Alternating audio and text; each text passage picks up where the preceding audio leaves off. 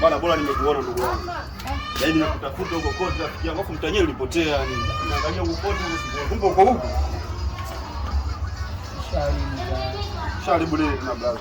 Si nimpigia simu bi mkubwa nikamwambia wewe usije. Sasa usije vipi brother kujini maisha magumu kwa nini nikafanyaje? Unakuja vipi na wakati huko unajua machafuko yalotokea? Sasa mimi ningefanyaje sasa? Mimi ningefanyaje? Nimekwambia kule vijijini maisha magumu. Hapa nyinyi nimetoka kwa Mungu kutoka Mbezi mpaka hapa na kutafuta tena nataka kukimbiza mimi nirudie. Acha hizo brother bwana. Hiyo si ndugu yako mwanangu, mfanye msikilize. Ingekuwa ile bora kuweza sasa. Msikilize mwanetu katoka mbali ujue. Mwanangu sikufiti na kilo 5 unga. Sasa huyu anakula nini? Hiyo na ngolo tunakula wote brother. Mbona wewe mbaya?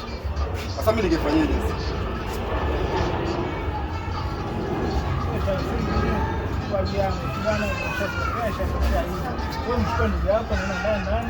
Acha umbea basi, sio ndugu yako.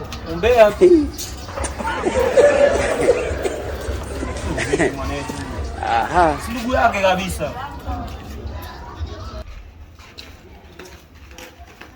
Unajua mimi mambo sielewi yule dogo. Sasa mimi ningefanyaje sasa? Ungefanya nini? Na kati mimi nilimpigia simu bi mkubwa nikampanga kabisa kwamba wewe huku usije. Mpigie simu bwana. Bwana tamanyanyaso bwana rafiki yangu vitu vidogo. Kulia inaita. Nani mama? Sasa bi mkubwa ulimruhusu vipi aje huku na kati nishakwambia huku mjini bi mkubwa sio kuzuri. Hakuna huku mambo hayajatulia bi mkubwa, afu isitoshe mimi mwenyewe huku mjini na unga tu, sina kazi maalum useme labda mimi na niwaunga kilo 5 tu.